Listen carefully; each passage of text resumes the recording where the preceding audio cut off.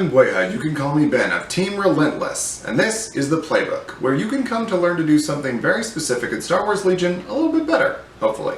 Today we're talking about the T-47 Airspeeder.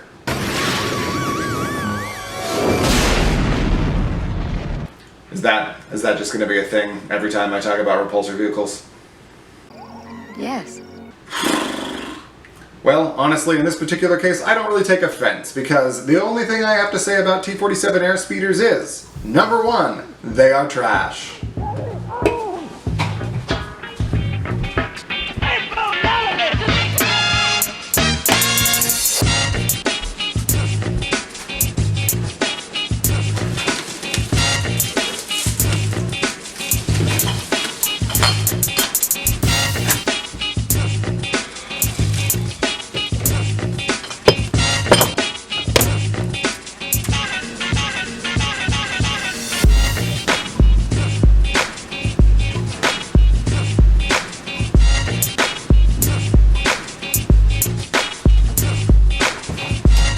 So, these again. Dear Mbweha, you can call me Ben. I wanted to inform you that many significant changes to Star Wars Legion have recently been announced by Fantasy Flight Games. These changes include altered points cost, modified attack ranges, and even keywords being removed from some units. I heard you were doing an episode of the Playbook on the T-47 Airspeeder and thought you'd be interested in knowing that its points have been drastically reduced, as have its hard point upgrades, plus it's now immune to range 1 weapons? Sincerely, Darth Jar Jar 420? Well, that's actually really helpful. Oh, there's more. P.S. Your previous video about winning the sniper war is now more or less irrelevant. I really don't like this guy. However, he isn't wrong about those changes making a big difference in the T-47's capabilities on the battlefield. Man, it's really too bad I just threw mine away. Fix it in post. We can do that? Movie magic. Movie magic? Wow! It worked! I wonder if... it happened again! This is wonderful. Alright, well, let's talk about airspeeders.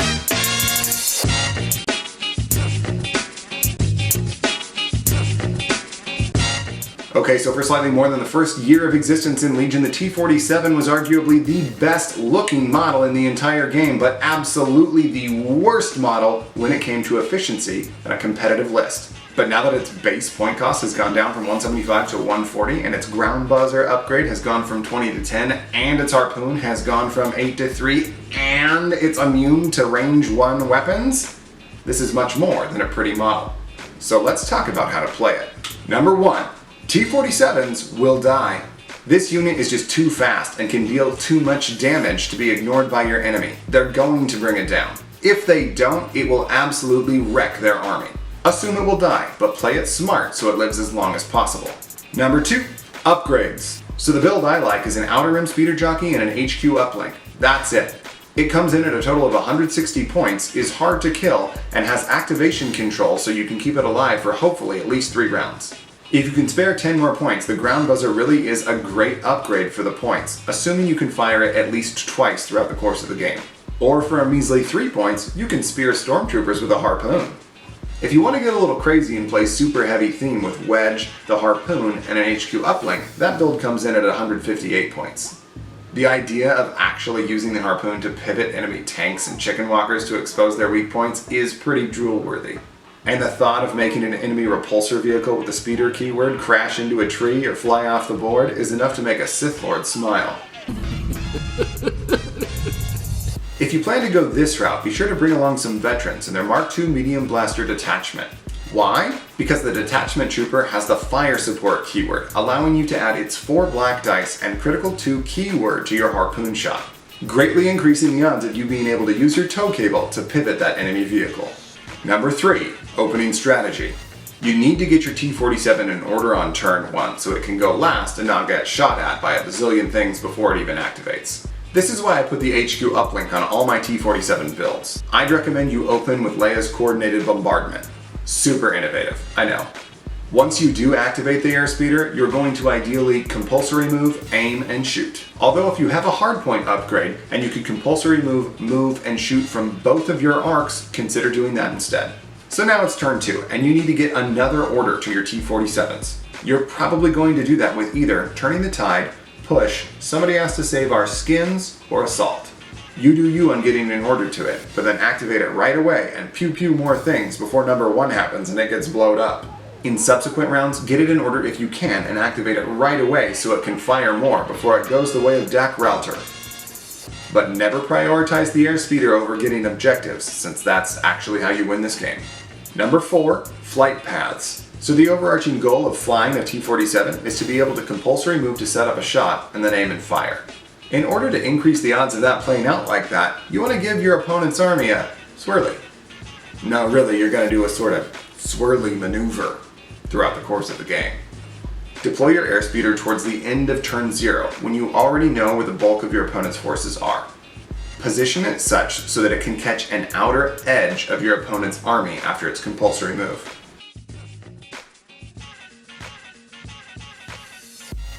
Then just keep turning inwards on their forces so you always have a shot at something. Note that if you're running a hardpoint upgrade, the swirly maneuver may not be the best choice. Instead, consider just flying straight into their army and strafe them more or less. Number 5, target priority. You're running the T-47 to thin out your opponent's trooper units and absorb a bunch of shots in the early game. This way your trooper corps can move up unadulterated and have the advantage in the mid and late game. So in general, shoot at trooper units in the least amount of cover possible. Now with all the points reductions that just happen to vehicles, it's fairly reasonable to assume we're going to see a lot more armor hitting the table. With that in mind, you may find yourself going up against some armor-heavy lists. So you might use the T-47's Impact 3 laser cannon to lay the hurt on that armor, which is a good choice depending on the circumstance. Bonus! Remember that you can use the compulsory move on speeders to displace enemy troopers with the final position of your base.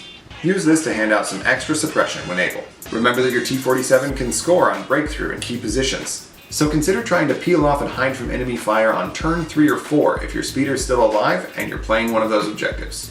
Notice that I just keep referring to your singular Airspeeder? This is not an accident.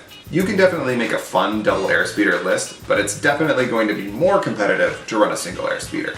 That being said, I still totally link to double Airspeeder list in the description. Lastly, don't forget that the T-47 is not only immune to melee attacks, it's now immune to range 1 attacks as well. That means no more impact grenade spam or losing your cover to a single flamethrower. Summary! Number 1, expect your T-47 to die. Number 2, probably just bring an outer rim speeder jockey and an HQ uplink, although other builds are viable. Number 3, be sure to get orders to your Airspeeder on turns 1 and 2 so it can go last first. Number 4, swirly flight plan. And number 5, murder troopers to give yourself the middle and late game advantage. Now you hopefully know how to play the newly balanced T-47 better than you did before. Don't forget to check the description below for some sample army lists that feature the T-47. Remember that if you liked the video, press the button that proves it, and subscribe if you're into that sort of thing. As a side note, I'll be adding to the descriptions of my previous videos saying how the new errata affects those videos and what advice I would give that's different now. I'm Mbweha, you can call me Ben from Team Relentless, and this has been the Playbook, T-47 Airspeeder.